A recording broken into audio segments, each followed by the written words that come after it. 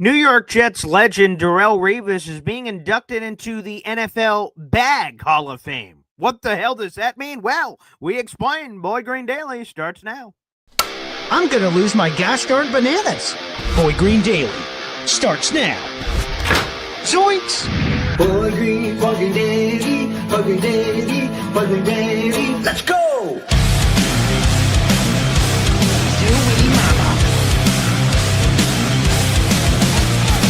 Put your seatbelts on. Get ready for the ride. We're the freaking New York Jets, so we're built for this shit.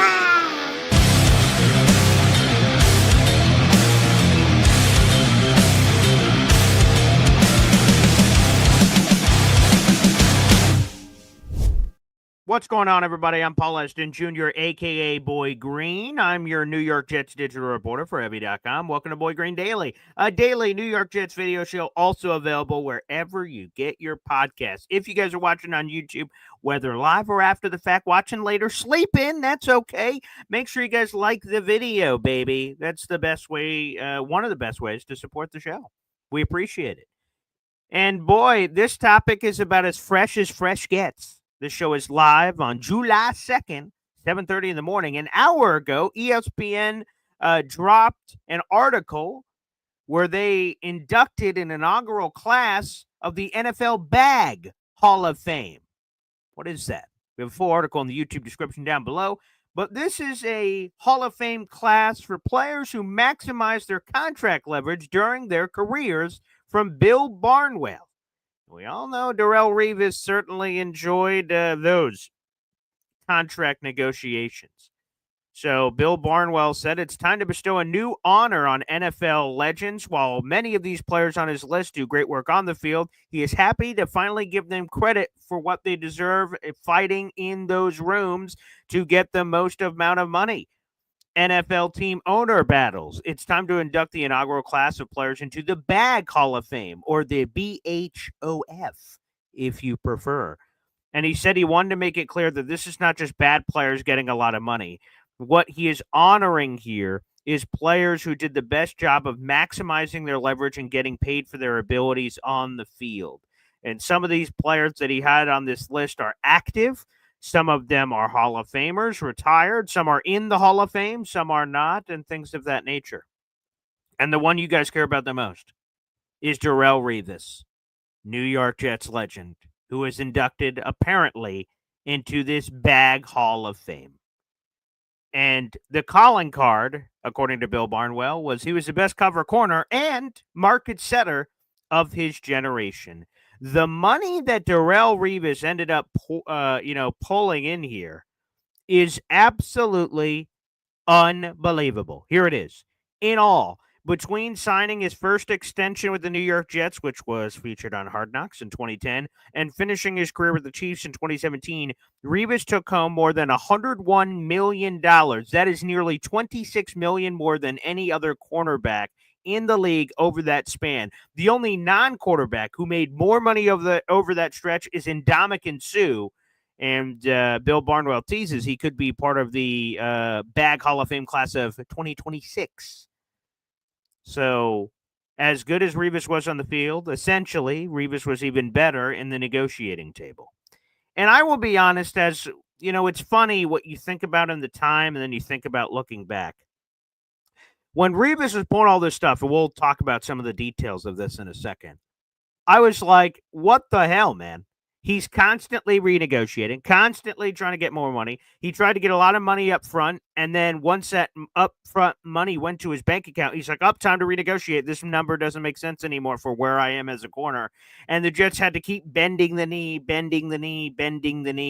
and then eventually get traded to the Tampa Bay Buccaneers. And I will get to every layer of this. John Idzik was awful, obviously, as general manager, but he had a chance to be a legend. Let's walk through the timeline here, right? Let's see. Let me pull up old John Idzik because, I want to make sure my memory is correct here. Is that the old memory is correct here for old John Idzik? All right, let's pull up John Idzik Jr., who, by the way, I ran into at the Hall of Fame. Speaking of the Hall of Fame, he's in his 60s. Okay, he was hired as the Jets general manager in 2013. All right. In 2013, he was hired as the Jets general manager. He ended up only lasting 2 seasons. And one of the first big moves that John Idzik was tasked with is what to do with Darrelle Revis. Do you sign him long term? Do you trade him? What do you do? What do you do with Darrelle Revis? You pay him again? Do you trade him? What happens there? Well, ultimately, John Idzik decides to trade Revis, sends him away. We get the 13th overall pick in that class, which ends up being Sheldon Richardson. He was a defensive rookie of the year, and later in his career, he ends up getting traded from the Jets to the Seahawks, and we get an additional second-round pick, which was a big move to get Sam Darnold that people forget. So that pick ended up working out. And Revis only lasted a year with Tampa, and then they cut him. A very unique contract structure for Darrelle Revis, who signed a $96 million deal with the Bucs, but had no guaranteed money. But what it included was the ability for Revis to continue to renegotiate with the team if he kept performing up to snuff, and things didn't work out there in Tampa. So he gets cut, and he's a free agent. And I remember talking about that in 2014, like, oh my goodness, John Idzik, you have a chance to be a legend. You just traded this guy for a first-round pick and change. He leaves to the team you traded him to. He gets cut. If you bring him back, you're going to look like the biggest genius of all time. John Idzik, this is your moment in the sun, buddy. Re-signed Darrelle Revis a year after getting a first-round pick for him, and you look like a genius. And, well, John Idzik did not re-sign Darrelle Revis. Instead, he signed with the New England Patriots. Bah, bah, bah, bah, bah, bah, bah, bah, bah. The Evil Empire. Oh, God. Which, I'll ask you guys in a second how you feel about this. But some Jet fans don't even look at Revis the same because of that one year with the New England, which ended up being a Super Bowl. Some people look at him sideways for that. I can't blame you. It was very traitorous. We've had a lot of Jets-Patriot swaps over the years, some that have benefited us. Curtis Martin, of course. But that one still bothers a lot of people. And then he ends up coming back a year later on the new deal that made him the highest paid corner in football in 2015. And he had a very interesting 2015 season, making all kinds of plays with picks and forced fumbles. He was around the ball a lot, created a lot of takeaways, and then he fell off a cliff in 2016, and then it all went to crap. Quite frankly, the entire Jets team went to crap in 2016, but that's neither here nor there. Let's give a quick shout out here to MFC, baby, gifting a Boy Green Coffee Club membership. You love to see it. MFC, we appreciate you, pal. Thank you kindly. All right, we have a unique contest going on this month, so let's reveal that if people missed that yesterday. Let's talk about it, baby. Let's talk about it if we can. And that is this unique contest for the month of July, as we are in. So first off, mother effing chew, let me put you down. I appreciate you. Okay, thank you very much. And that membership, by the way, went to KB. KB, welcome to the Boy Green Coffee Club. Appreciate you. Well, we're doing a very unique giveaway this month. It's the biggest financial giveaway we've ever done on this show. The biggest financial giveaway we've ever done in this show's history. And more on that in a second, because DNY for life, baby, just gifted a 5-pack of Boy Green Coffee Club memberships. Anytime someone gives 5 memberships or more, we are forced to play a video package. Hit them with the Icky Shuffle. Number 44. Woo! 44, that's me! Get some cold cuts, get some cold cuts, get some cold cuts. Woo! Give me some! Damn straight, DNY for life, baby. Here are the 5 new members to the Boy Green Coffee Club from our guy DNY for life. Let's let it rain from the high heavens. Scott Foster, 23, NYJ 92, Gang Green Cat Skills, Party with Peg and Artie, James Kennedy. All get memberships to Boy Green Coffee Club. Shout out to DNY for life. Thanks, buddy. Appreciate you. Now, let's do this real quick. Let's talk about our special giveaway. Throw it up on the screen here. This is our special giveaway. Here's how it works, folks. Let me ask you a few questions. It's a doctor's office visit. Do you out there in the universe. Want to go to the Jets-Cowboys game? Yeah, sure. Makes a lot of sense. Do you want to eat food from Chef Kevin Gilbert before the game? Oh, that sounds good. Not bad at all. All right. And do you want 2 Jets-Cowboys commemorative T-shirts to commemorate the event? Yeah, all right. That makes a lot of sense. Well, then, baby, I've got the giveaway for you. Here's how it works. There's a couple of free things and one cost thing to enter yourself. Normally, for our giveaways, if you spend $2.99 on a raffle ticket, well, you have a chance to win the prize. This month, it's a little different. You need to subscribe to my YouTube channel if you're not already, at BoyGreen25. All right, that's easy. At Take Flight Talk on YouTube, that's James Woody's YouTube channel. Again, both of those items are free to do. And then submit a raffle ticket via PayPal or Venmo at BoyGreen25. Send that in as well. Because on PayPal or Venmo, it doesn't take a cutout. For those who don't know, when you guys give memberships and things of that nature, YouTube takes out a 30% cut out of everything you guys send, which, hey, you know what? For all that YouTube does, that's all right with me. I don't care. You know what? It's awesome that you guys support, so I don't give a flying hoot how you do it. But I'll tell you specifically for this giveaway, the best way to send in your money is PayPal or Venmo, but we will accept your YouTube memberships and gifting, and I'm keeping track of that separately on my sheet, which can also get you guys raffle tickets for this contest for every $20 spent.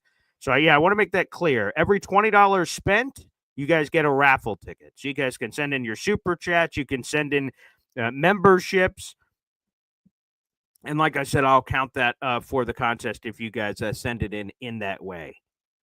If you already have tickets to the Jets-Cowboys game, and let's say you win this raffle, it will be random. So everyone that gives $20 raffle tickets, you could give multiple $20 raffle tickets to increase your chances. It's a $600 value of everything that you're getting. So as long as you spend less than $600, then, well, you've got a chance to win this and, have a great time for an unbelievable price. Going to an NFL game is expensive, people. It's just, and I won't lie. By the way, our tickets to the game, you will be sitting with us at Section 228A. Going to an NFL game is expensive, but I wanted to give a lot of people the opportunity to go that maybe couldn't afford it or what have you.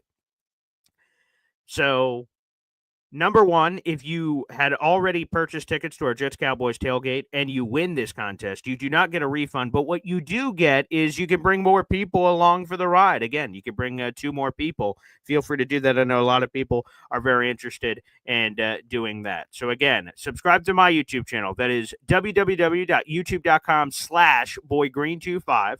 Go to James Woody's YouTube channel, which is this for our audio only listeners. I want to make sure I'm very specific. www.youtube.com/take, TAKE, flight, FLIGHT, talk, TALK. Subscribe to both those YouTube channels. That's free to do. And then submit a $20 raffle ticket via PayPal or Venmo at BoyGreen25. Just give me your first and last name, a good email for you, and say that this is for the Jets-Cowboys raffle, and you'll be entered into that contest. Badshaw did that yesterday. You guys can also, like I said, I'll be keeping track on YouTube of your gifting from that standpoint. So I'll keep track of that as well. If you guys don't want to use PayPal or Venmo, you could just use YouTube if you'd like, and I'll keep track of that as well. So every $20 spent on the channel will be added as a raffle ticket. Good luck to everybody. We're going to be blowing it up all month. I hope you guys enjoy it, and good luck to everyone out there in the universe. Good luck. Stephen Fox here. Please smash the like button, hit subscribe, hit the reminder bell, and subscribe to the fantastic The Man Show, Boy Green Digital. Yes, we're live again this morning. Thank you, everybody, for the support on our first live show of the new era. That was on Monday at 11. We're back live today at 11. It'll be our NBA insider, Sean Devaney, joining us. So if you guys have any NBA craziness, that's going to be the channel to go to. The live video is already up in my live section. So you guys can go like that video right now, subscribe, and show all your support. Throw in some questions. Our NBA insider, Sean Devaney, who's been covering the NBA for a very long time, will be joining us. And he breaks stories all the time. He is pretty cool. So we'll answer a lot of your questions on all things NBA. So get those questions ready. All right, let's get back into this. Badshaw, do I take payment in hamster bones? I do not, but thank you for asking. I appreciate you asking. I always wanted to clarify that. BG, Stephen Fox asked BG, thoughts on the article discussing TJ Watt being a trade target for the Jets. I have not seen that article, but that would be a stupid article. I have zero interest. Not because I don't think TJ Watt's an interesting player, but he wants to get paid more than Myles Garrett. So that would be $41 million per year for a guy who is checks notes. What is he, 31? What is he, 30? He's 30. He turns 31 in October. No, thank you. I'm okay. No, thanks. I'll sign Jadeveon Clowney for free in that particular case. If TJ Watt was 25, if he was, 25, all right, let's have a chat. 30, about to be 31. Ooh, no, thank you. So, no thanks. So, you'd have to give up trade compensation, which would probably be crazy compensation, a first or a second or something, and then make him the highest paid non-quarterback in NFL history? No. No, thank you. I would say not. I would say absolutely not. Troy Sturgis, going back to the Revis conversation we started with. Last couple of Revis years, he was getting beat. You could tell he was losing a step. Also, Revis going to the Patriots, I was done with him. I still have a Revis fathead on the wall in my living room out there. And I will tell you that the constant contract hoopla was super annoying. It was very annoying. So let's sort of go through that for a second. So on Hard Knocks, he drove the hard bargain, and the two sides eventually agreed on a 4-year, $46 million deal. That allowed Revis to make $32.5 million for the 2010 and 2011 seasons. Remember, this is what I was talking about with he would have deals where he got a lot of the money up front, and then once that money was paid, he's like, okay, I want more money. We're like, whoa. You got all the money. You just happen to get it all up front. So these other years are still part of the deal that you originally agreed to, and it caused all kinds of issues. So for that equivalent, so there's no salary cap in 2010 because of the lockout. But if you look at some of these, right? So he agreed to a 4-year, $46 million deal. That gave him a combined $32.5 million for 2010 and 2011. He goes past that. He wants more. That translates to about $75 million in cash today, according to Bill Barnwell. That money from then, that translates now 15 years later. No corner in the league comes close to that current deal, Bill Barnwell explained.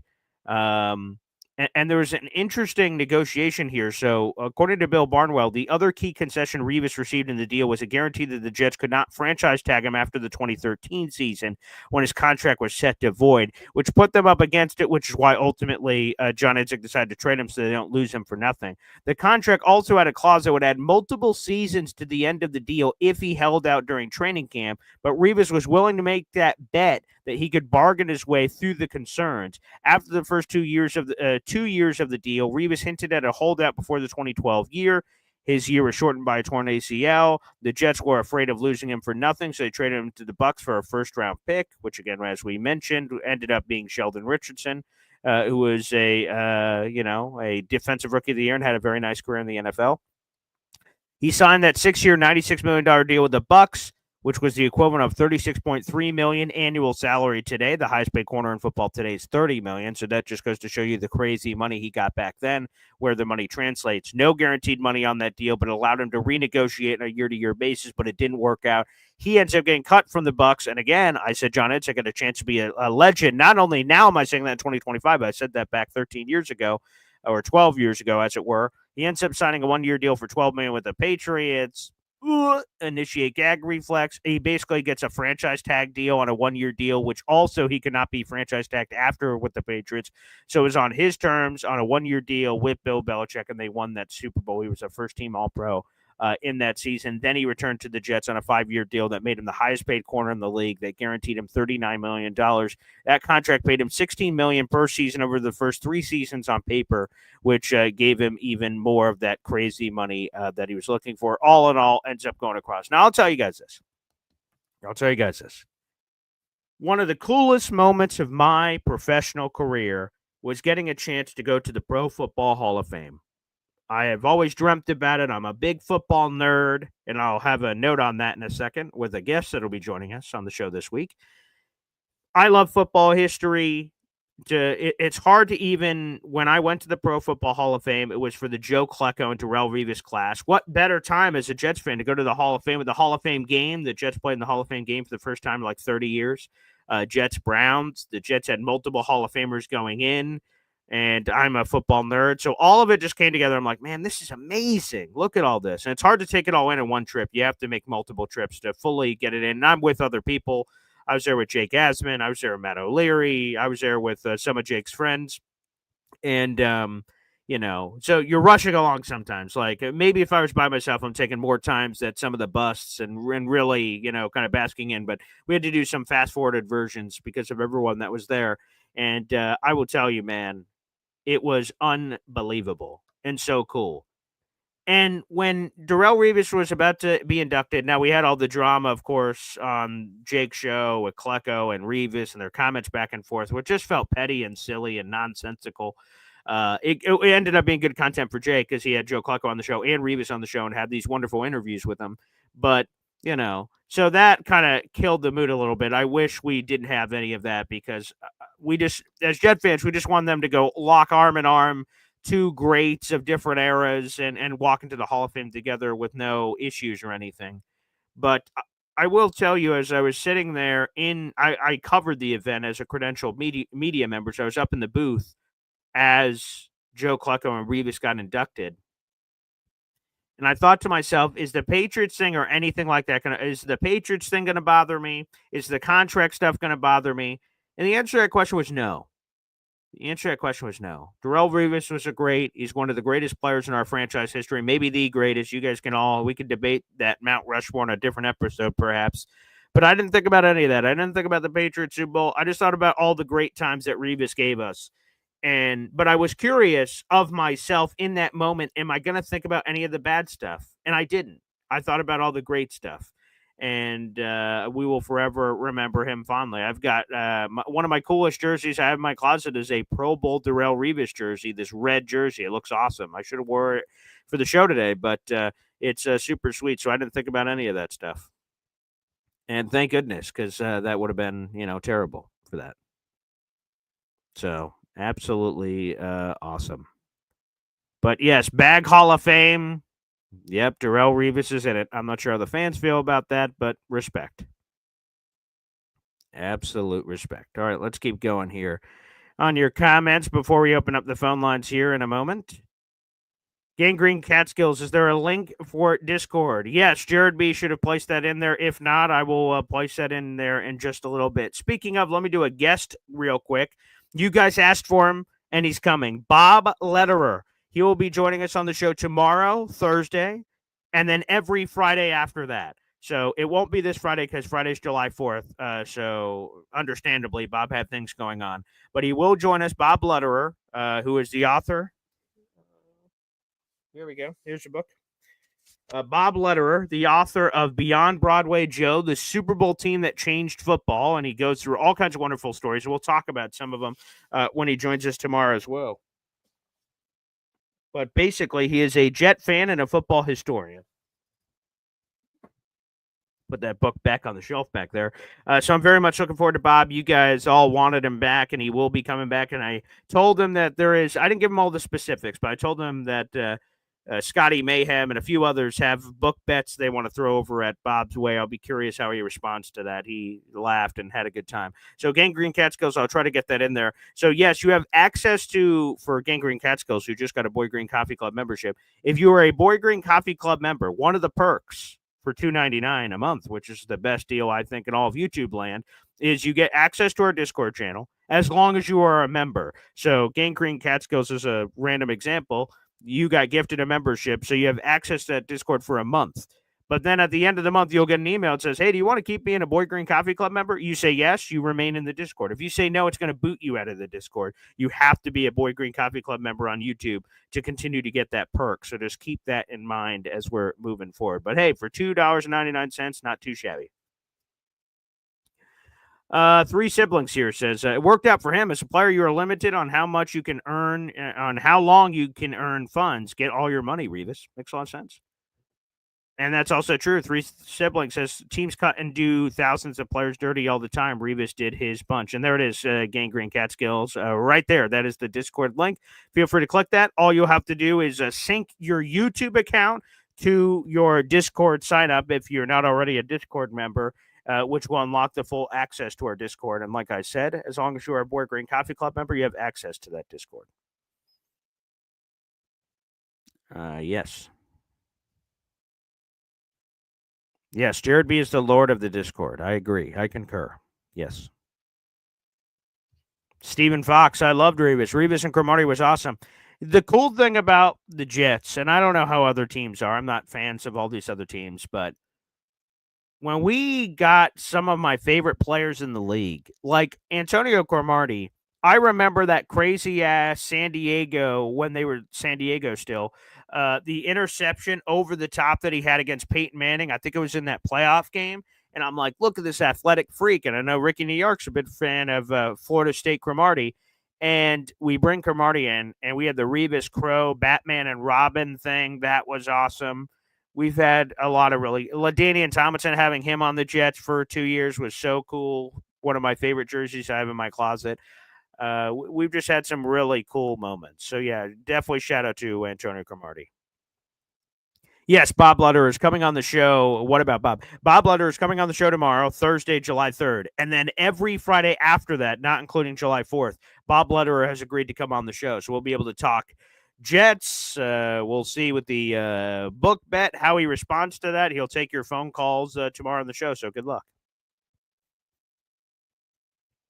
Scotty says, Bob, did you buy my book Letterer? Hey, I respect the hustle. Okay? I respect the hustle.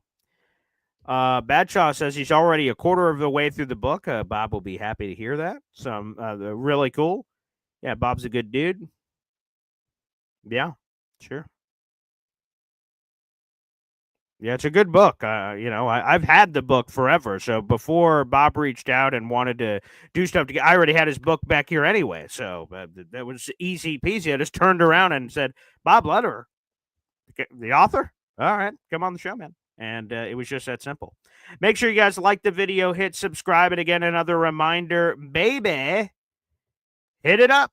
This is the Boy Green Woody Jets Game Tailgate Giveaway Extravaganza. And I will also say this. People, because I had a few people reach out privately and say, hey, can I buy raffle tickets and it go to someone that needs it? Yes, you can. You can buy anonymously. Again, that's why I'm receiving the PayPal Venmo on my phone. You guys will not just see it on the show when people come in. When people buy memberships and super chats, obviously you see this on the show, but the PayPal and Venmo can be private. You can just let me know in the chat or when you send it in that you do want it to be private and say, hey, I just want to donate these as raffle opportunities for someone. You can feel free to do that, and then me and whoever that person is can work privately to try to find out who you want it to go to if that ends up winning and things of that nature. So, yes, if people would like to donate raffle tickets to give someone an opportunity to go, you can do that. That is $20 a pop. And like I said, subscribing to me and Woody's YouTube channel. So you guys can totally do that. $20 a raffle ticket if you'd like to donate them to go to a good person going that maybe could not go already. So feel free to take full advantage of that. Again, that is at BoyGreen25. We have several people that have asked about potentially donating raffle tickets, and that's very kind of you guys out there, and I really appreciate that. Really appreciate that. All right, let's do this. Let's open up the phone lines. Your phone calls next on a Revis Bag Hall of Fame induction day, I guess. What in the world do we talk about before we get to actual Jets football? Here we go. Hep song. We got more coming up. Boy Green Daily, Boy Green Daily, Boy Green Daily. Talking Jets football, man. Boy Green Daily, Boy Green Daily, Boy Green Daily. New York Jets Football Club. Offense, defense, special teams, watch Jets football with Boy Green. J-E-T-S, Jets. Let's go! Let's go, baby. The phone lines are open here on the show. Feel free to call in. I see we have a super chat coming in here from Hear Me Out. Every time we get a YouTube super chat, we hear from my Dada. Thank you for that. The super chat. You could get lucky here on the Boy Green Show. This show is daily. It's in the morning. Be sure to stay tuned. Let's go, Jets. From the incomparable Gator. Thank you. Hear Me Out. $4.99 super chat. Thank you so much. Glad to see you're doing good. Will Jets possibly play Seahawks this year? Or am I delusional? So I have the Jets' future opponents. They have that on their team website of opponents they're playing. The Jets aren't scheduled to play the Seattle Seahawks until the 2028 season. That'll be on the road in Seattle. So we're a few years away from that. But of course, as you know, sometimes when you get a certain opponent lined up in a certain position in the division and you're also in that position, you can sometimes skip the line. For instance, Jets-Cowboys. We just played in 2023, and normally we play the Cowboys once every 4 years. That's how the rotation works. But in this particular case, we're immediately playing them 2 years later. So sometimes, again, where you finish in the division can leapfrog certain other positions, but no. So currently on the schedule, my boy Hear Me Out, who's been a loyal supporter since his channel debuted 5 years ago in September. Appreciate that. No, Jets are not scheduled to play your beautiful Seattle Seahawks until the 2028 season, but hey, you never know. So appreciate that. Hear Me Out. Thank you very much for the super chat. All right, let's head over to the phone lines. We've got, speaking of incomparable, we've got the wonderful Edward Ziff, a.k.a. Easy, here on the show. He could kick us off. What's up, Easy? Yeah, here I am There you go. What's going on, man? in all my splendor and glory. There you are. Where are we on the road to? Where are we going? To-da-dum, to-da-dum, to-da-dum, dum-dum, to-da-dum, to-da-dum, to-da-dum, dum-dum. Oh, that's a good jam. I like that. Got to put that on the playlist. Yeah. All right. No, I got up early, went out to Chapel Hill, picked up this full dumpster from a company. There's a company out here that does roofing work. They're called Roof Works. And we have a big account with them. So I have 3 dumpsters to pick up from 3 jobs that they did the past couple of days. So And, yep, and then, that's what I do. Yeah, so let me ask you. So you got 3 of those to pick up today, is that right? Yep. So just drive, pick it up, drive, pick it up, drive, pick it up, and obviously you're dropping it off for each of those times. And how long does that all take? Well, I live in a little town called Zebulon. It's about 20 miles east of Raleigh, and Chapel Hill is about 35 miles west of Raleigh. So that gives you a time frame there. So I picked up this dumpster, and I'm going to take it to the dump site, empty it out, and then I have to do a delivery, just a drop off. So I either do a pickup, a drop off, or a swap, where I pick up the empty, the full one, and I drop the empty and pick up the full one. But interesting. Today, that makes sense. Right. There's no swaps today. It's just 3 pickups and 1 drop off, unless he adds more. And my boss will text me, additional stuff. Last week I only worked Monday, so it was a pretty slow week last week. And do you just get paid by pickup? So if you have a day where you don't have any work, you don't get paid? Is that how that works? I get paid $25 an hour, and I don't care because I'm semi-retired now. Getting my Social Security, so sure. So as you can't even make, there's only a certain amount you can make on the snide when you get Social Security, or they start taking your Social Security money out. Mm-hmm. You're only allowed to make, I think, $23,000 a year, and keep all of your Social Security. You make more than that, they prorate your Social Security down. Well, I think they take 50 cents on every dollar you make over 22,300. So wow. Yeah, but with my Social Security and this thing, I'll make myself, 40 grand a year, and it's okay for me. It's just me. Sure. My rent's $400 because I live in an That's old a great duplex. price. That is a great price. Yeah. as much as I complain about it, you can't beat that with a stick. So No, you can't. So I mean, I got my little project car, my Corvette, and I got my Cadillac, and I have my work van, one for my side work, which is epoxy garage floors. And when I get an epoxy garage floor, man, that's like a $2,000 job all day long. So Wow. There profit. you go. So Yeah. all yeah. I need is a couple of get one a month, and just right in the bank account. Wow. It's There you cool. go. You have it all figured out, Easy. I'm jealous. Yeah, well, don't be. You got a nice family that you spend time with every day, so that means more than money. Bags of money helps, but I don't know, man. I don't know. Not sure about all that. well, if someone offered you $1 billion to leave your family, would you do it? What else is included? Any catch?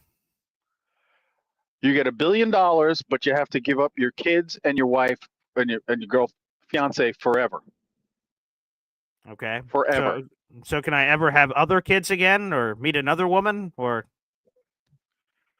The answer is no, you idiot. Oh, of course. Sorry. Yeah, of course. Yeah, I was just sort of exploring. I was just hearing it out, hearing the pitch out. Does Okay. Tatiana listen to these shows? She's God, gonna I kill hope you not. for this. God, I hope not. Or I'm gonna be on the been couch. instantly. No, Sorry, not for $1 trillion. I wouldn't leave All my right. family. Yeah. I know. Billion's a lot of money. I Holy don't know. billions. Jet season tickets. I mean, that's. You cannot ever have any contact with them. You can't give them any of the money. You can't help them. You're done. No, you don't do that. Your family is that's it. The family is sacred. Of course. I shouldn't have considered it, but it's too late now. No, you shouldn't have considered it. Now, in my case, knowing now what I knew, if I knew now what I knew back then, I might have taken that deal. Not just kidding. Yeah, there you go. Yeah. Well, see, you never know. So again, I had to I had to put it on, but okay. Well, I'm a happily divorced man, so I mean, Happily divorced. I've never heard that term before, but I like it. A lot of people are happily divorced. Trust me. Okay, good. Wow, nice. The only thing is, life can be a little lonely, but other than that,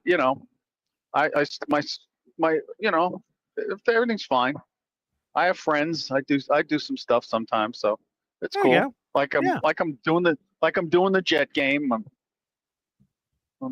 going up to New York. Awesome.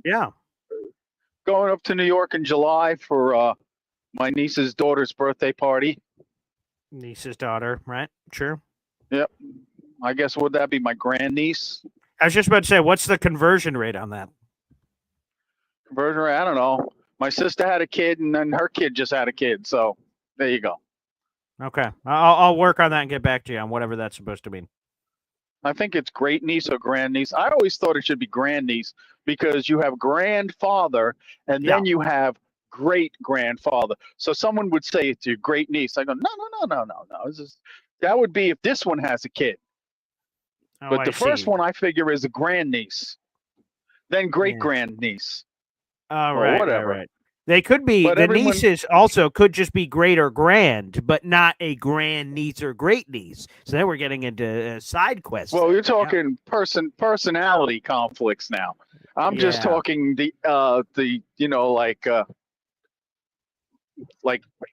forget it. Let's talk football. Revis. Sure. I was mad at the time that he did all that negotiating shit, but then back in the time when he did the negotiating shit, he had the chops, and like you were saying, teams would cut people all the time and not pay them the contracts. So at the time when I was younger and I was a big fan and I wanted his ass on the field, I was pissed at him. But in retrospect now, he did what he had to do to secure his future for himself and his family. So, and he always, and when he was on the field, he never took a play off. He balled out all the time. So there you go. Yeah, that makes sense. But I feel bad for players like Klecko and Gastineau because if they were in today's, let me put it this way, Joe Klecko has a construction business. So at his age, he's older than us. He's in his 70s. He still has to work. If he still has this construction business? I believe so. Yeah. Oh, wow. Okay. Well, I mean, he's not laying bricks or anything. He's the boss. He's the owner. Yeah. And Let I me think he just, lives somewhere. Doesn't he live in Jersey somewhere? I believe he believe so. does.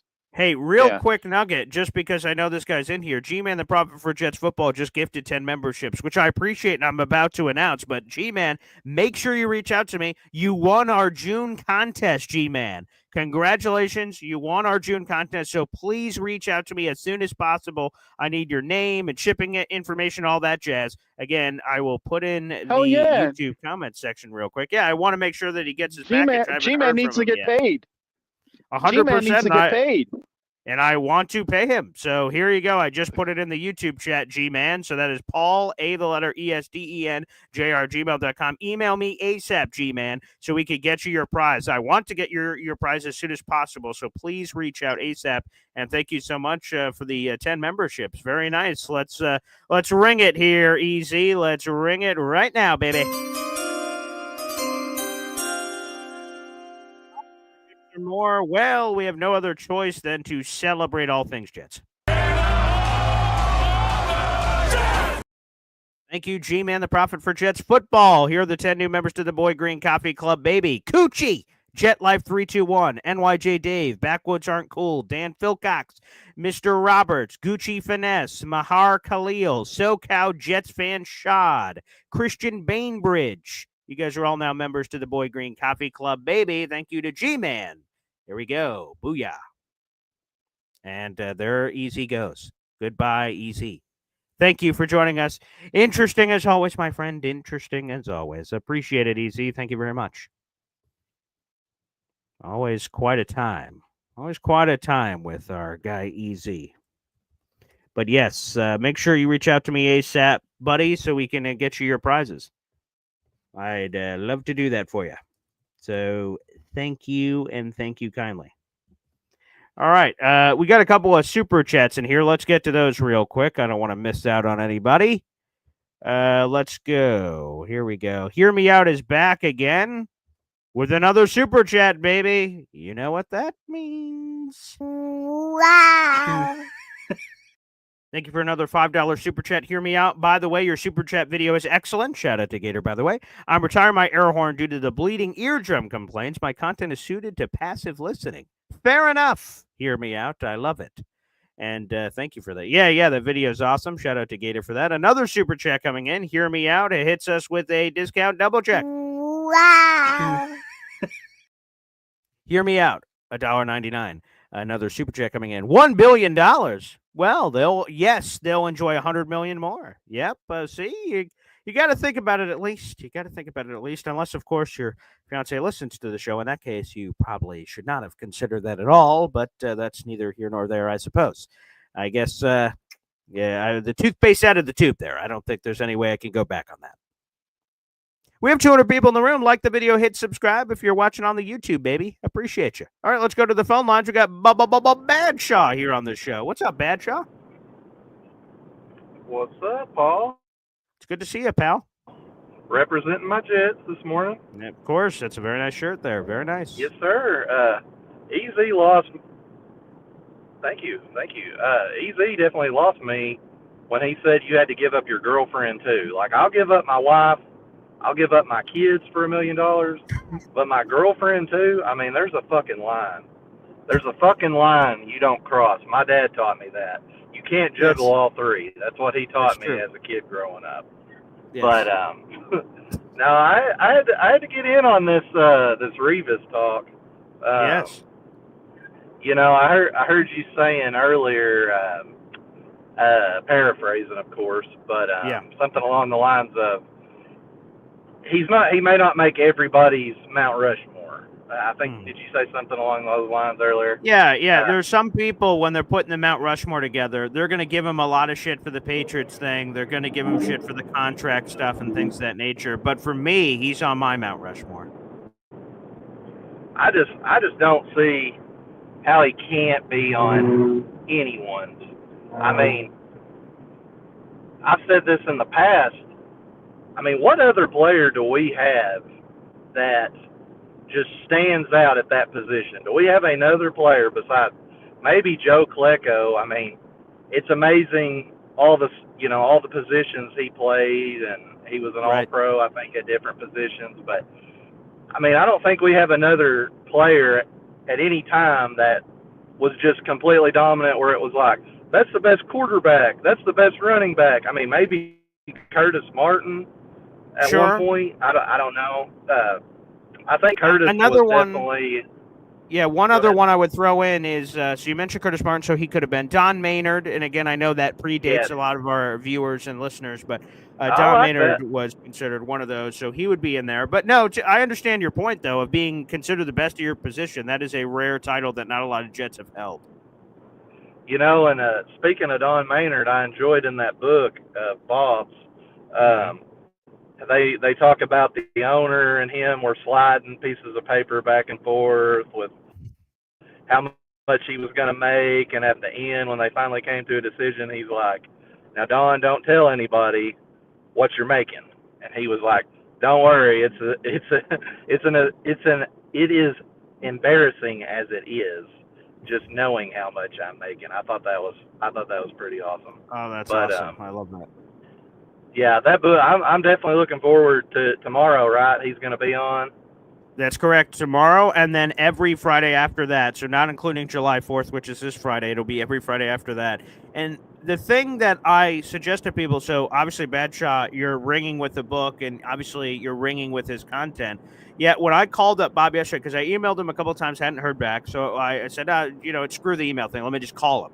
And so I called him, and his wife picked up, and then eventually gave me the phone to Bob. And I'm like, hey, a lot of people want John. He's like, what do you mean? How do you know that? I'm like, they reached out. I don't know, man. They said they were interested in what you had to say. And I said a few people have already purchased the book, whether audio or physical. They've been reading. It's like, really? I'm like, yes, really? Like, and maybe it's to what you said on Discord. I think it was Badshaw that there's a lot of Jet fans right now that like, what? The Jets football existed before the year 2000, and like but they just Exactly. don't do that. So then to him, maybe he never when he writes this awesome book that Jet fans in today's day and age are like, yeah, pass the biscuits. Yeah, we won the Super Bowl. I don't care about any of that stuff. So maybe it's rare to find all these people that are like, whoa, this is so cool. Hear these awesome stories. Maybe that's it, I guess. Well, that day, I'd caught your show after it was live. As soon as it was over, I messaged you, and so you have video proof of me saying, I messaged you saying you got to get this guy on the show more often. I very much enjoyed it, and I even noticed that day he made a comment about Justin Fields and whatnot. And it's like everybody was like, that's what everybody focused on, and that's not really where I was going with all that. I was more interested in the other stuff he was talking about.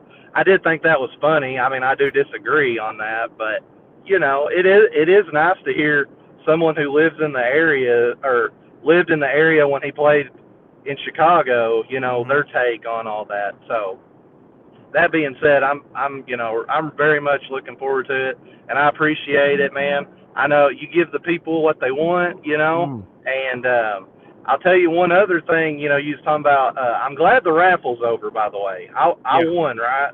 I won the raffle. That's it. Yeah, yeah. Shut the doors. Badshaw came through. Yeah. But y'all get on the Discord. There's a lot of cool things going on in the Discord. You might get on there, and MFC. He grills out. I think we may have to get like a cooking show on there or something, Paul. Oh, that'd be great. Get some guys could put some videos of grilling or whatnot. And anyway, but there's a lot of interesting stuff going on in the Discord, so y'all need to join. So that's all I got today, Paul. Thank you, Badshaw. Appreciate you, pal, and good luck with the rest of the contest, buddy, as you're competing for it. Yes, again, I'll throw it up on the screen again that this is what you're competing for. 2 Jets Cowboys tickets, 2 tailgate tickets, and 2 Jets Cowboys t-shirts. So there you go. Guys, if you send in $20 via PayPal or Venmo, you have an opportunity to win that raffle, which we'll be drawing in the month of August. So good luck and continued action happening throughout there. G-Man, it's so great to hear that you saw that you won the contest. Thank you for a super chat coming through. Wow.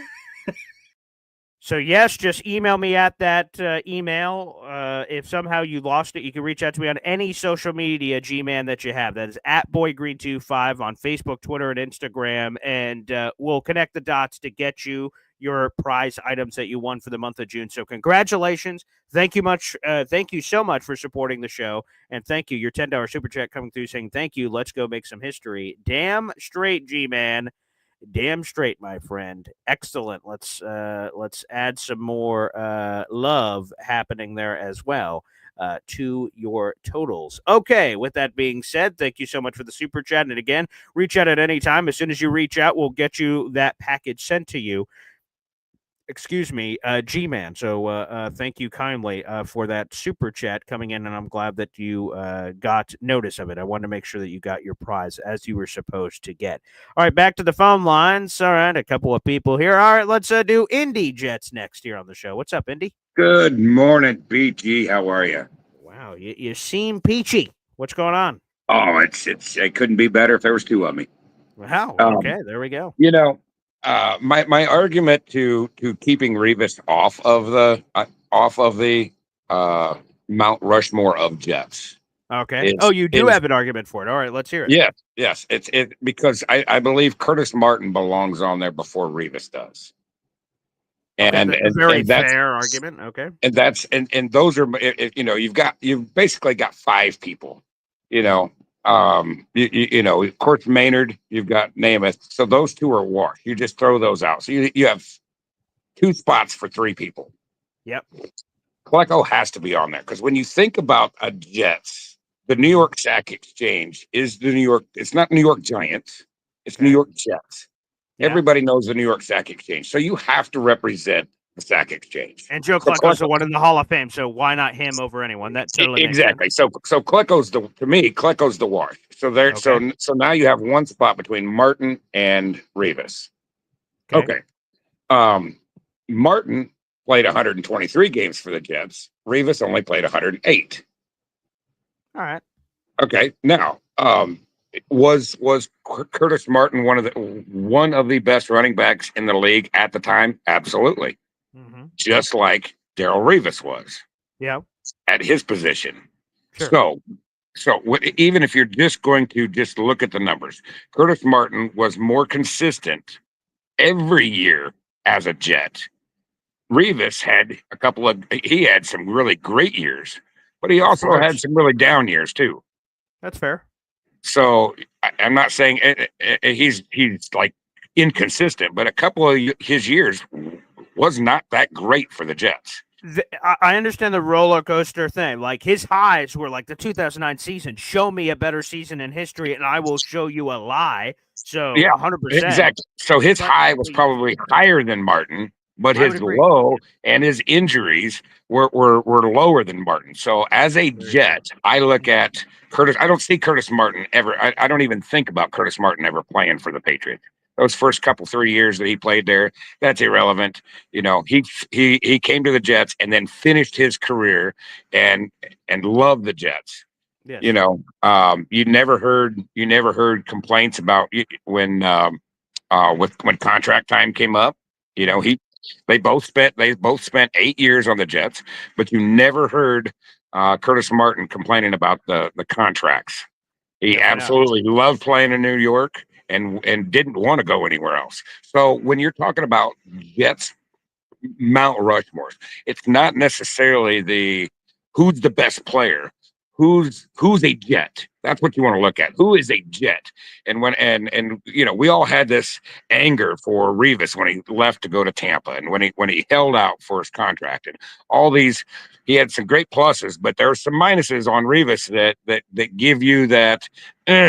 At that time, if you remember, you're like, there was even people like saying, "Fuck Revis, he can go. I don't care. He's such a dick." Blah blah blah. Mm-hmm. Okay, nobody ever said that about Curtis Martin. That's true. So if you're going to put a Jets Mount Rushmore of just a true Jet, I think that Curtis Martin has to get the nod, and Revis. With all your arguments of injury and that contract and all that kind of stuff, you know what? I gotta put as great as you played. I don't think you're the true Jet that we want on our Mount Rushmore. That's my argument there. I love it, Indy. Thank you for the take. That's a good take. Again, I think you're probably right because there's Joe Namath, in no particular order. There's Joe Namath, there's Don Maynard, there's Joe Klecko, there's Darrelle Revis, and there's Curtis Martin. Those are the 5 that are battling for the 4 spots, unless there's another name, like I said, that I'm not considering. All right, 1 second. Let's go over. We got G-Man the Prophet, baby, our winner of the June contest. Calling in. What's up, brother? What's going on, Paul? You are the best, man. I love you guys. What you do, your content is excellent. Thanks for the support, man, and congratulations. Oh, I appreciate it. I finally won something in life. Now all I need to do is, if the Jets could win, I'll be perfect. Okay, well, let's go. This has got to be our year, right? Absolutely. And I'm about to foretell a story what a prophet does. Yeah, of course. In our first 2 games, Paul, and you got to look at the trend. You got to look at the transition. All right. And the trending what this copy league does. All right. You got to understand that the teams that are winning and going deep in the playoffs have dual quarterbacks. Mm-hmm. This is the first time in Jets history that we have a dual quarterback. The teams in the AFC East are going to be highly, highly aware of what this team is going to do on offense. It's going to be remarkable. You got to change your whole plan now. The Jets is no longer a one-dimensional team in offense. We got a dual quarterback, a 3-head threat. We got wide receivers out galore, and we're still not done. I think by when it's all said and done, we will eventually wind up getting DJ Moore. Yeah, baby. Let's jump on the DJ Moore train. Let's go. Let's go, baby. I'm downtown in Trenton right now. I'm about to go to work. Oh, nice. Okay, beautiful. And like you said, Paul, you and Jake are my people, man. I appreciate that. I follow you. I listen to you, and I believe in you and your content. Let's go. Let's go, baby. Go. Say hi to Pops for me. Will do. There you go, G-Man. Join us on the show. Love the chutzpah. Let's give him one of these on the way out, baby. Come on now. Come on now.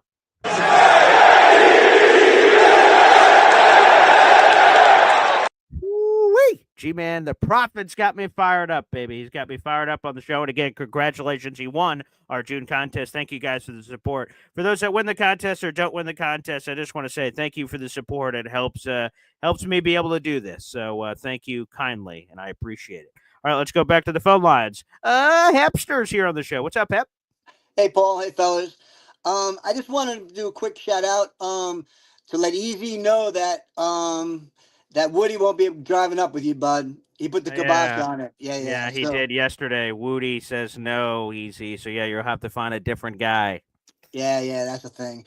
And as far as my Mount Rushmore goes, I like to have a little bit of a taste from each era. So I would go Namath, sure, Klecko, Curtis Martin, and Revis. All right. That's a great Mount Rushmore. Yeah, I see, because you got a little bit from each kind of a little bit of the eras, going through. Sure. That's cool. Yeah, that's cool. I mean, I hate to keep number Maynard. 13 off. Maynard off of there. Right. But I guess as far as his impact on the history of the game, other than catching that great pass that is in the Super Bowl, but I guess he had the least effect. I don't know. Martin he's in the top 10, right? As far as rushing leaders go. Yeah, he finished. I think I want to say it was 3rd or 4th by the time his career finished up. I believe it was 3rd, but now obviously he's been surpassed by a few guys that have now done it. But I believe when he hung up his cleats, let's see, so it was Emmett, Walter, him. I believe he was 3rd, just ahead of Barry, if I remember correctly. So you got to have Curtis on there, and he was a Jet. I mean, and then Revis, he was the man for how many years? He was the Lawrence Taylor of cornerbacks, so to speak. Not right. So he's gotta, even though he did do that thing as far as the turn tail and go into the Patriots. That was a big that was disgusting. And winning a Super Bowl with them too. That was really. Yeah. And then for people forget this, he gave shit to Jet fans. So like some Jet fans give him shit right for the contract stuff, like, oh man, Revis, that's annoying, and tweet at him. And he goes like, and he like does trolling jokes that he knows hurts us and says, "I'll always be a patriot" or something like that. And we go, "You son of a bitch." Like, come on, man. That's and he just and he says it with a smile, like, and I'm like, "You piece of." Yeah, and he also he gave Klecko some shit too, right? Yeah, Remember which that? I'm like, dude. Which, by the way, that whole Revis Klecko thing was the most ridiculous thing I've ever heard. Klecko says he calls Revis this unbelievable legend, and like it's going to be awesome to go in with him. And Revis is like, "Hey, pal, you're not my category." And I'm like, "Whoa, what the?" Like maybe that's what Revis made him special in his playing days, that he had this crazy mentality. But dude, we're all retired now. We're all going to the Hall of Fame. Can we be cool? Like, Can we just all get wasn't taking along? a shot. Yeah, I know. Jesus, like what's going on here? I just, that was uncomfortable. All right, and you told everybody about the raffle as far as the free tickets. Yes. So hopefully a bunch of people jump on the train. It's going to be honest with you. And it looks like a few more people are getting in the mix there, which is awesome. So we'll see. It'd be really cool. I will leave this person unnamed, but someone reached out and they plan on donating a bunch of like anonymous raffle tickets to give a person a chance that wouldn't normally be able to go. So cool. I'll leave that person anonymous as they appreciate it. So that's very nice. And we're going to do a whole thing. If that person ends up winning, it'll all be up to the gods, whoever ends up winning. But if that random pile wins, and we will give it to someone who is deserving on social media. So that would be a really cool thing if that ends up happening. But we'll see. It'll be all up to the gods. Sound great. Love you guys. Peace out. Hep, appreciate you. Thank you so much, buddy. Oh, we got another YouTube super chat coming in here. Let me make sure I'm catching up on the latest super chats coming in here on the show. We have Indy with a super chat here on the program. We always appreciate those, Indy. Thank you very much. Wow.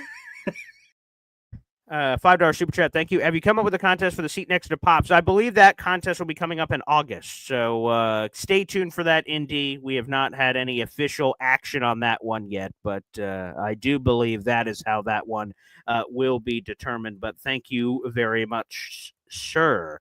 Appreciate that. We'll keep you guys posted on that one, but for this month will be a separate contest entirely. Thank you, Indy. Let's go back to the phone lines to look at this guy. Hear Me Out is called into the program. What's going on, brother? It's been a while. Thank you for using TELUS International. You're about to be connected to Hear Me Out. An inmate at a Florida prison. What is going on, man? Just dropping in. You know, I figured I'd do my once a year drop in when I'm up late enough and dressed while on the West Coast while you're broadcasting on the East Coast. I was just sitting here editing a video and I was like, yeah, I got to call in and say hi again. But I love your setup keeps evolving. It's growing. But the thing that people need to remember is your content is the same on day one that it is today. Your humor and insight. And that's all that matters. So it's great to see you doing good. Thanks, brother. Do you want to give a plug? I see that in that white second headline there. Okay. Do not click on my channel unless you enjoy true crime. And my channel motto now is relentlessly mocking stupidity is the only way we get rid of stupidity. So it is a lot of true crime stuff and me wearing wigs and that kind of thing. But it's not sports related at all. Just like I don't know anything about football, but I like watching you. Yeah. You know, it's not for everyone. But yeah, that's why I put zero knowledge behind it. Zero football knowledge. Everyone is for playing each other, right? Yeah, I want to see the Seahawks beat the Jets. There we go. Yeah. Well, why wouldn't you want to see that? And like I said, apparently it's on the calendar for 2028. So but we can always get that random insert. Oh, right? Super Bowl. We'll see you there. Boom. Super Bowl, maybe, but when we played Denver, right after we gave him Russell, he came over, did the opener, right? And then they're like, well, you know, that's the last time Russell's ever going to play in Quest Field or wherever right, they keep changing the names, Field, right? Yeah, and then the next season we were playing again. I'm like, wait a minute, or maybe it was a season after. I was like, wait a minute, I thought it was supposed to be like 2030, and Russell was supposed to be retired by that point. So there's always a chance we can get the Jets much sooner, much sooner. So. Right. Well, I hope it happens, and I always love you chiming in, buddy. Thank you so much. Yeah. Continued good luck. Have a good one, sir. Thank you so much. And for those who don't know, hear me out because I don't know if you guys see him in the chat. So when I started this YouTube channel years ago in September. September 1st will basically be when the channel started in 2020. And I had like 4 viewers. I was doing the show in a very weird way. It was in my living room over there. And I was doing the show, and I had like 5 people watching. One of them, I think, was myself. One was definitely my mom. And Hear Me Out was one of those people that stumbled into the show and was supporting it when there was no one at all. And it wasn't called Boy Green Daily back then. And it was just its own Jet show. And I was just sort of trying to figure it out. You guys could probably find those old videos. I hope you don't, because I'm sure that content and quality was garbage. But I appreciate the kind words there from Hear Me Out. Very nice. But that is true. 5 years ago in September. So Hear Me Out, who is not a Jets fan, but he's just sort of supported it. He stumbled across the channel and he liked what I brought to the table, and we've had a really good relationship ever since. So it's amazing. So salute to you, my good sir, and thank you for the continued support. Think about that 5 years later. This internet thing, pretty cool. All right, let's go to the phone lines. Scotty Mayhem, baby. What's up, Scotty? Absolute sacrilege by Indy Jet, who I have nothing but good feelings for. Sure. Listen, Revis is not just on the Jets Mount Rushmore. He's on the NFL Mount Rushmore. There's not more than maybe one other cornerback that you can say is as good as Darrelle Revis, sorry. Yes, he didn't shine for 15 years, but there was no cornerback that played as good as Darrelle did. He should have won the Defensive Player of the Year. Oh, my God, in 2009. What a crock of shit. By the way, here's just a random thing. So Charles Woodson, who won it that year, I reached out to him on Twitter and I just said, hey, buddy, I want you to know, respectfully, fuck you. You stole that from Darrelle Revis. And I'm going to have to go back and see if I can find the tweet. He just got really shitty. And he just was like, hey, who the fuck are you, buddy? And I just went, hey, man, I just wanted to let you know on this random Tuesday or whatever day it was, fuck you. You stole that from Revis in 2009. So that was a great moment. Yeah. So, BG, you write to Charles Woodson and I write to Keenan Allen's agents, And the world goes round and round, baby. But I do want to point out one Jet that is not to be on Mount Rushmore. And by the way, I am not shitting on Curtis Martin. I have multiple jerseys. I love the man. He's like one of my favorite all-time Jets. But Darrelle is in just a different category. He's just in elite category. But just to throw this out. So Foxy was talking about DeBrick and what he meant to the Jets. This is the most insane statistic ever. Oh, Please I know what you're going to say. Yes. Yeah. Go ahead. You tell the fans. It's unbelievable. It's let me make sure I want to get the number exactly right here. But BG, before you say the statistic, I want to say one thing. Yeah. The one play that he didn't play was when they took him out of the game on a trick play. He never missed a what? Yeah, 10,708 snaps, only one missed snap during his entire career, and that was the trick play where the only offensive lineman on the field, I believe, was the center who snapped it back to. He never missed a play. He never missed a play. So, I mean, I don't think there's any other player in the NFL that has that. That kind of Iron Man streak, I would think not. That's unbelievable. And he was an All-Pro and he was a Pro Bowler, but nice. Here he is.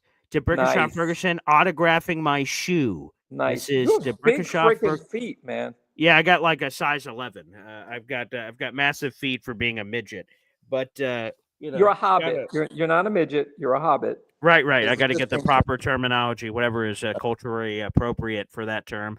But yes, unbelievable. He did sign my shoe, and I took it off my foot, and he gave me this look like that is one of the weirdest request I've ever received, because we were there and I went, my shoe, and he went, okay, and I took it right off my foot, and he did give me a side eye, and then he went, okay, and then he signed it. That actually happened. It's an absolutely insane statistic. I mean, I don't think there's any other player that has anything close to what he did. So anyway, that was for Foxy, because Foxy was saying, he's doing a shout out to Breck. So I wanted everybody to know that is just off the chart. But going back to the Mount Rushmore, so 100%. I mean, Joe Namath, obviously, for what he did for the NFL and for the Jets, the only Super Bowl we won. Maynard I mean, if you look at the numbers of Maynard back in the day, I mean, I was a little kid, when they won, but Maynard was doing things that people are doing today. I mean, people just don't know who he is, the youngsters, so they should really look him up. I mean, Bob should talk about Bob Maynard. They had another wide receiver on the other side who was unbelievable, but he retired at age 30. George Sauer, I believe his name was. Oh, yes. He Garrett Wilson just broke one of his records. That just goes to show you how long George Sauer was around. Yes. He only played a few years, and they said he was elite when he retired. Then he came back. I think he played in one of the off leagues, but he was really, really good. But Maynard was doing things that nobody was doing back in the day. Just like Namath threw for 4,000 yards when it was unheard of in 14 games, when no other quarterback was doing anything like that. I think it was like 10 years later until, the league really caught up to what Namath did. So those two, 100% without question. But again, the one knock against Revis was the number of years he played, but there's no light that shined brighter than him at cornerback. Maybe you can argue Sanders, but Revis was either 1A or 1B, and I don't think there's ever been a better cornerback. At least I haven't heard of anybody who's as good as him. Some people like Green. I mean, he played for 1,000,000 years. Or Deion Primetime gets a lot of love. Yeah, Sanders. Deion Sanders would be the other one, the 1A to the 1B. But I just think Revis would. I mean, they showed stats with Revis against the best wide receivers in those 3 or 4 years, and he was just locked down. Like it was like don't even bother throwing. So no, he's got to be on the Mount Rushmore. Then you have Curtis Martin, you have Joe Klecko. Joe Klecko was denied to get to the Hall of Fame for so many years. Unbelievable. But he was all pro at 3 different positions on the line. I mean, he was the sack exchange. So I agree with Indy on that. The problem is Curtis Martin is beloved and was one of the greatest running backs ever. But there's 10 other running backs that you could argue are better than him. And that's nothing to take away from his greatness. He's obviously a Hall of Famer and a great running back. But, I mean, for me, Revis, you cannot not have Revis on that Mount Rushmore. And I'd like to know, maybe do a poll. Let's see what the fans think, Martin or Revis. By the way, we have a caller that has requested to come on with you. And no, it's not Indy Jets. It's Bubba Badshaw. Go ahead, Badshaw. What's up, Scotty? Hey, buddy. Dude, so the reason I called back in was I was going to basically say everything that you just said. So you saved me the call in, but it's very true. Curtis was an awesome player, but I'm like, maybe Revis's last few years he was bad, like you said, age.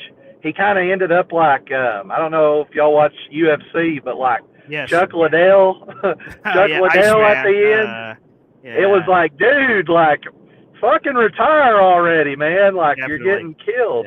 And so, but yes, Revis was, y'all can pull up the stats. I'm not really a stats guy, but I just don't ever remember him being with the Jets, New England, Tampa, and even when he first came back, I thought he made a Pro Bowl that first year he came back. So, and another thing, somebody had said something about, well, Revis went and won a Super Bowl with New England.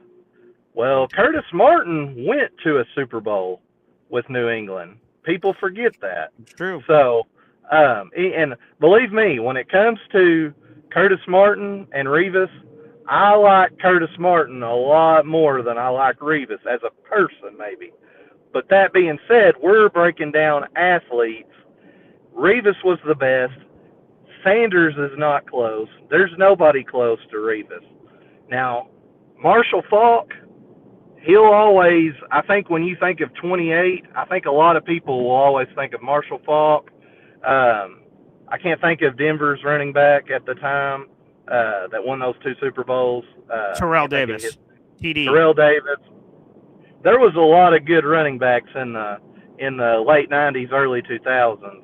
And, Curtis was definitely up there, but I don't ever remember anybody being like, he's the best, And when you break down Mount Rushmore, I think you can look at it 2 ways. You can look at it as what they did for the Jets. So you've got Broadway Joe, you've got Revis, You've got Curtis Martin, and I think Mark Gastineau. You know, when I talk to people that grew up during the New York Sack Exchange, it was Mark Gastineau. Now, I know he's not better than Joe Klecko, but when you look at what they did for the Jets, and he had the dance and all that stuff, they did a lot for the Jets. Now, when you go to athletes, who's the best athletes to play at their position, I don't even think Joe Namath makes the list. I would say Don Maynard, Joe Klecko, Darrelle Revis, and Curtis Martin. So I wouldn't even think Joe would make the list. Sorry, I kind of just started rambling, but I've been thinking about this for a while. Let me just throw a couple of things out. I think that the mistake that's being made by some of the people that say Revis shouldn't be on Mount Rushmore, just to start with him, and then I'll comment on Joe Namath and why he should be on the Mount Rushmore, is Revis, notwithstanding the fact that he won a Super Bowl with New England and was an All-Pro that year, was just one of the best cornerbacks that has ever played. So he's on a Mount Rushmore, potentially on the NFL Mount Rushmore, not just the Jet Mount Rushmore. And you don't knock somebody off Mount Rushmore because you don't like him getting money. And you don't like the fact that, you know, he played for New England. That's not a reason to take him off the Mount Rushmore. That immediately eliminates the argument. It has nothing to do with the fact that the man wanted to get paid.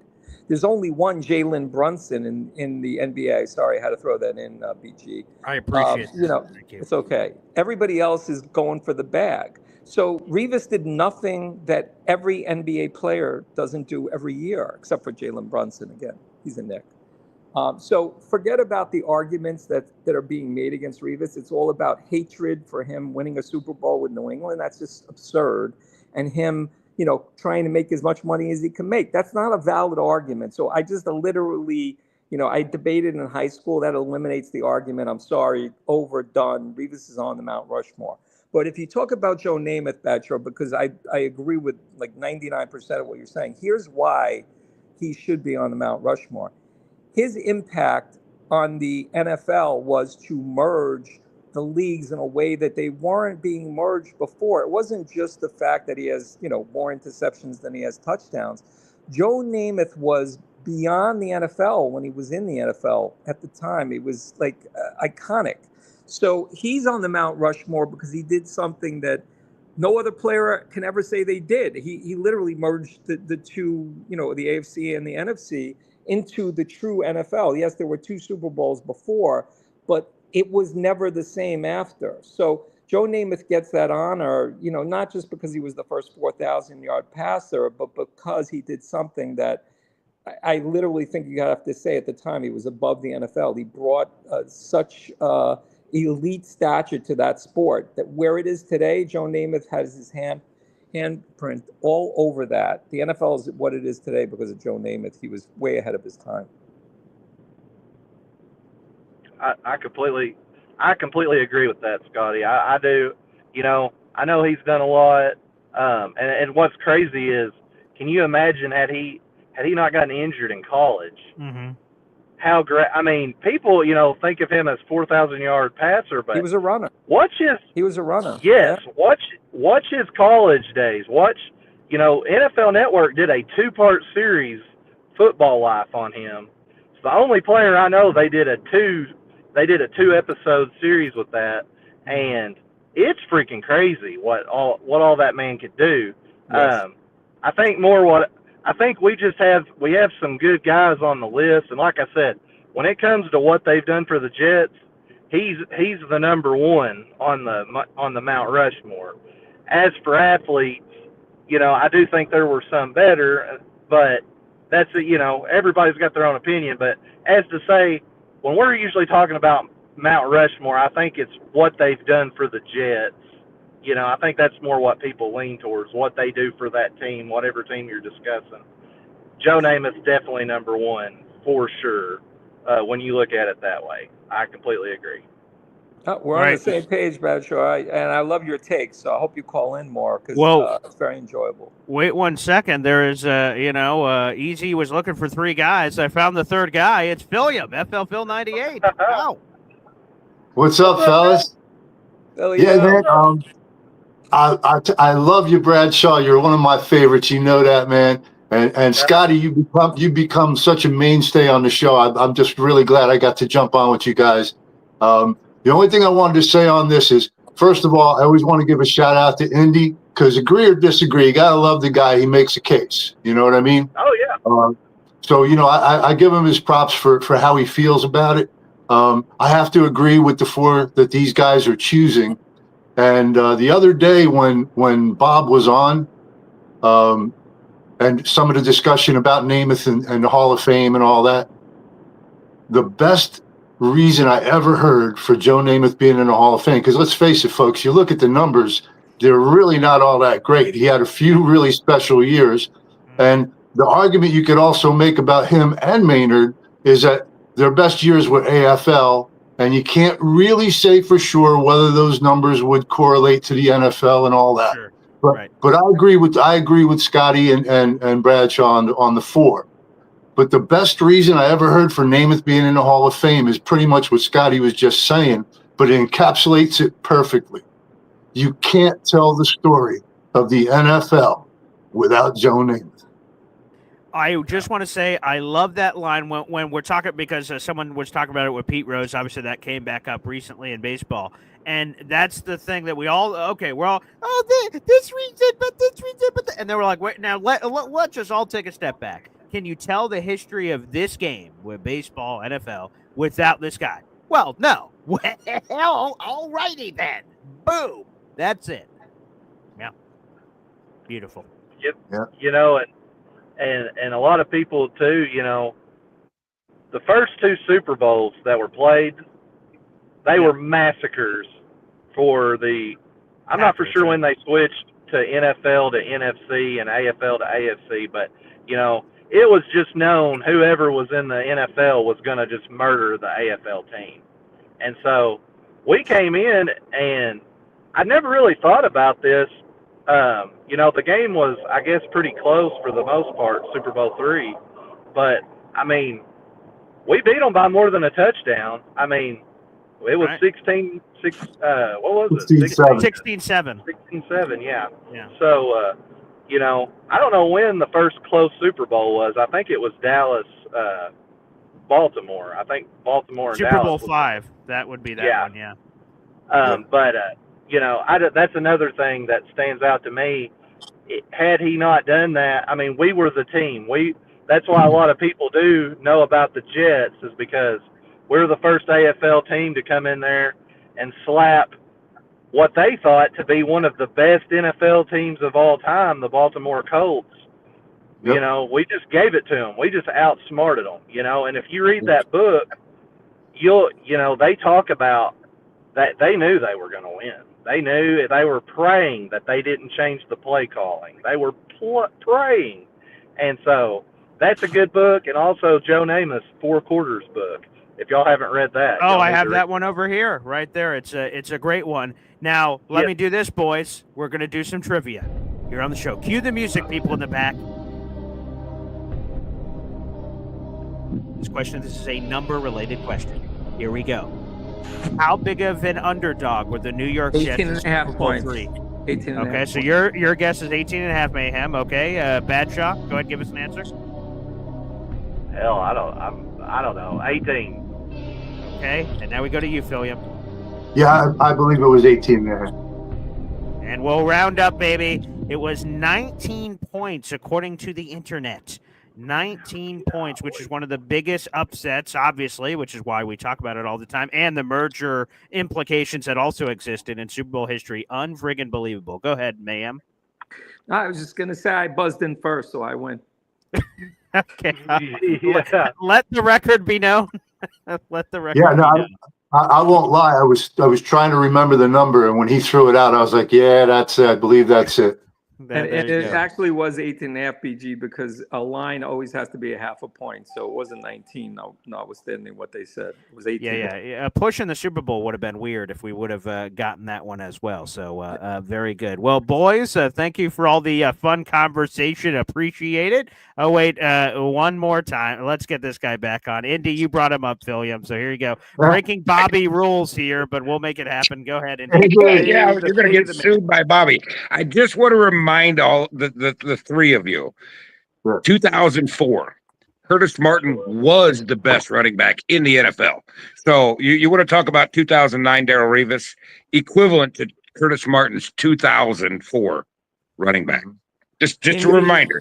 We talk about the highs. Sometimes you just have to take the loss. We all love Curtis Martin. He's an amazing, amazing Hall of Famer. Darrelle Revis was not a great cornerback. He was the best cornerback that has ever played the game. For a short time. Remember that, for a short time. Take the L. Sometimes you just have to take the L, Indy. Hey, the only thing I will add to what Indy just said, for people who don't know, that Curtis Martin in that 2004 season that Indy brought up, he had 1,697 rushing yards. He was the oldest running back to ever lead the league in rushing in NFL history, which is a very worthwhile nugget to add on to the pile. Yes, but one thing, BG, just Indy, I know if you want to overtalk me, I'm not going to be able to say anything. So I just want to get this one thing in before you do. Listen, here's the situation. The argument that Revis shouldn't be on the Mount Rushmore defeats your whole argument that he played for the hated Empire and they won a Super Bowl with New England. Hold on, you put words in my mouth. You put words in my mouth. I never said that. You got to finish my second point. You made two. You're making a false point. I got to correct your first point because I never said that. No, listen.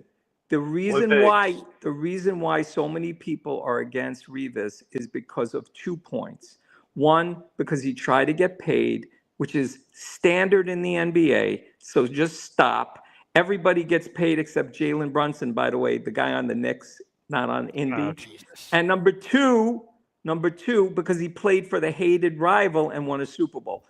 There is no other argument that you could make that he shouldn't be on Mount Rushmore on the Jets. He's on the Mount Rushmore of the goddamn NFL. So there is no way you're winning this argument or debate. Get 10 more Jet fans on and let's have the discussion, but it doesn't make you right. Curtis Martin is elite. He's amazing. He's a great running back. Top 10 running back of all time. Darrelle Revis is top 1, 2, or 3 greatest cornerback ever.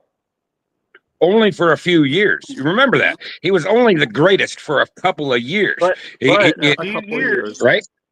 A few years is better than 1 year. A few years is better than 1 year in 2004. A few years is better than 1 year in 2004. I'm telling you, that's fucking impressive. 2004, and he was the oldest player. Ever lead the league in rushing, correct. Yep. I mean, yes, we talk about 2009, but what about 2010? What about 2011? I mean, so just for an example, Andre Johnson at the time was my favorite wide receiver. I went to the Jets and Texans game. I was excited. I thought this is going to be a great fucking battle. Andre Johnson's one of the best. Darrelle Revis is one of the best. Okay, did we talk about Andre Johnson that whole fucking game? No. And Andre Johnson's one of the best to play at the time. He's a Hall of Famer, yeah. Right, sure. Revis did that to everybody. It was like Steve Smith. And we look at 2009, but, I mean, we act like it was like, okay, it was 2009, and then Revis was just mediocre. I'm like, everybody, if you talked about the Jets from, like, 2008 to, like, 2012, I think was his last year, it was Revis. It wasn't any other player on the team. It was Revis. Now, maybe Curtis Martin was that way. We had a lot of good players on Curtis Martin's team as well. But I just want to – I'm about to have to go into work, so I'm about to have to get off here. So thanks, Patrick. I do respect, though, Indy's point. I do want to say that. But you're wrong, Patrick. Indy. I'm just kidding. I love you guys. Scotty, you're great. You know, you're the typical Nick, You're convicted in your belief, even when you're down 3-1 in a series. Very true, but on this argument, you're just wrong, because you're not just talking about the Jets. You're talking about in the NFL. If you want to do a Mount Rushmore, if you truly want to go position by position, This isn't the NFL. Hold on, this isn't the NFL. This isn't the NFL Mount Rushmore. If you want to put Revis on the NFL Mount Rushmore, it makes okay. the point. You can't be on the NFL Mount Rushmore, Indy, and not be on the Jets Mount Rushmore. Just stop. That's the silliest thing I've ever heard. Lawrence Taylor is the face of defense, okay? He's on the Mount Rushmore. You want to argue another cornerback? Deion Sanders might be better. He's as good, but Revis is elite. I mean, you look at the years where he went up against the top wide receivers, he literally shut down everybody. Okay, he shut down everybody. So I don't want to argue against Curtis Martin because I love Curtis Martin, but your point, the points that are being made against Revis is because of the hatred on two factors. The guy wanted to get paid. Everybody wants to get paid except Jalen Brunson. And you have a situation where he won a Super Bowl with New England. That is the hatred that's being directed at the man. He is elite beyond elite. You're Just wrong. go back. Where you're wrong at, Scotty, is the difference is Curtis Martin decided, I want to be a Jet, and so we're not going to fight. Darrelle Revis said, screw the Jets, I'm leaving. And there's the difference. It's not a matter of whether you want money. That is Yeah, he did. rewriting history. Yeah, Darrelle yeah, Revis he did. never said that. He wanted to get paid. He Did went he, into did the he, Hall did of he Fame hold as out a and not Jet. come in? He didn't He go held into the out Hall of Fame as twice. New England. He went into the Hall of Fame. He knows he's a Jet. He spoke on the Jake Asman show. He's a Jet through and through, but he wanted to get paid. You can't take away from the fact that the man wanted to get paid. Every NBA player wants to get paid, except one. All right, can I say something? Please, William, please. Yes. Okay. I mean, honestly, they both make great arguments, and that's why I brought up Indy is, from time We're to not talking time. about the NBA. We're talking about Darrelle Revis. That's From okay. time to time. I think he's getting caught. Go ahead, William. From time to time, I'll have a difference of opinion with Indy, but he always brings a rational discussion to it, or his point of view is a good one. I can understand it completely. I still believe that if one of these guys, and I don't want any of them to go, I do think it has to be Martin for the rationale that Scotty's saying. But for me, I might actually agree more with what Hep said, which is maybe Maynard's the guy that ought to go. And I understand where Scotty is with that. You're right. The numbers were ridiculous, the things he was doing at the time. The argument that you can make against that is it was mostly AFL numbers. So again, if one of them's got to go, for me, it's probably Maynard.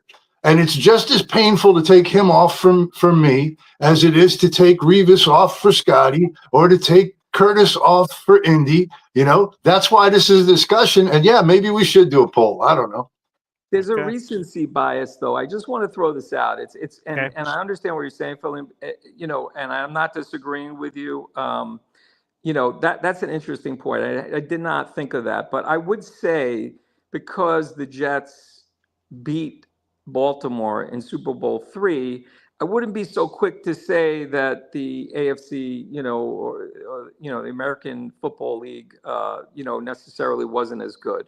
I think for the first 2 years, the NFC definitely showed their superiority in the Super Bowl. But Maynard, I mean, it's just ridiculous. If you look at the numbers, it was kind of like a Randy Moss situation, if you really truly look at the comparative numbers.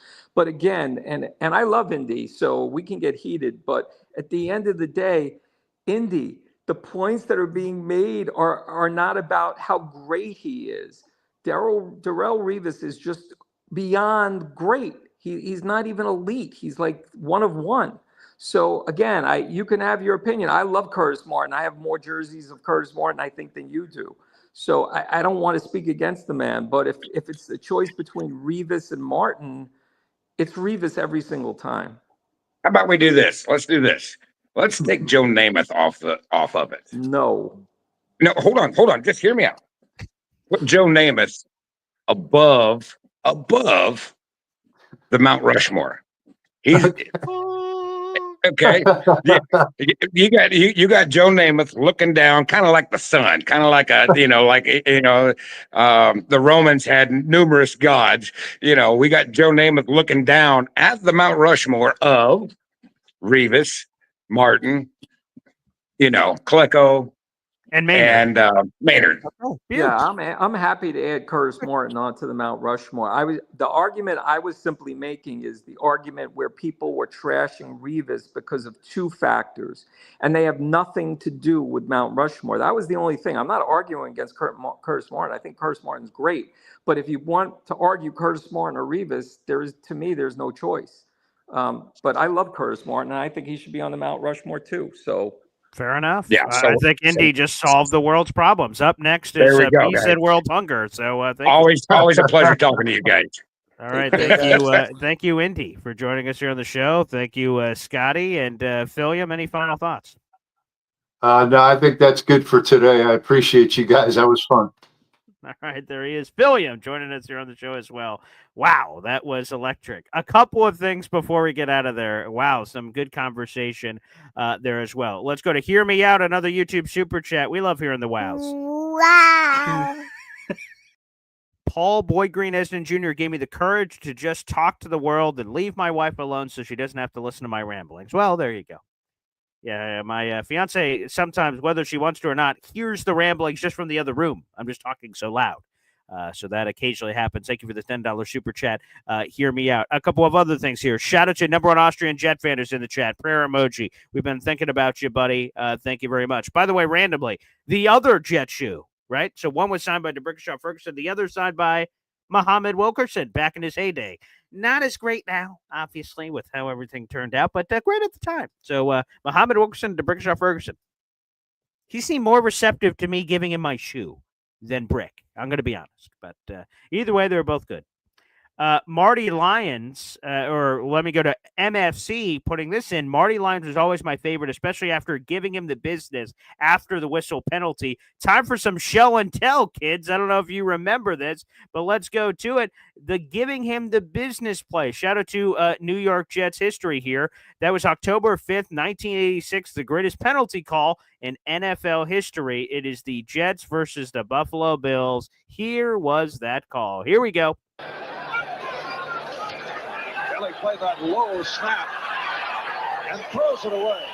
He saw Bell was well covered, and Marty Lyons all over Jim Kelly. Now, Kelly may have said something to Lyons, and players from both sides heading out of the field.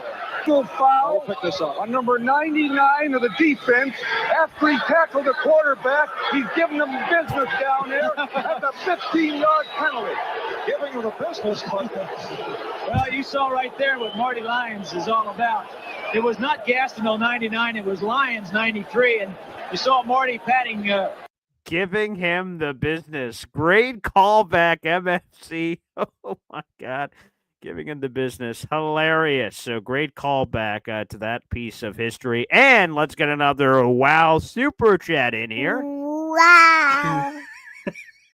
Fastest food reviews. Good morning, Boy Green. Revis over Martin, and it's not even close. But I love the passionate conversations all of you guys had on the show. Great debates back and forth. Some fun stuff for sure. And appreciate that. Chef Kevin Gilbert. He was giving him the business down there. And then the hand motion of the ref giving him the business. Oh, my God. That was terrific. Thank you, guys. What a show, everybody. Wow. Thank you to the 300 people in the room. Like the video. Hit subscribe. Continue to show your support.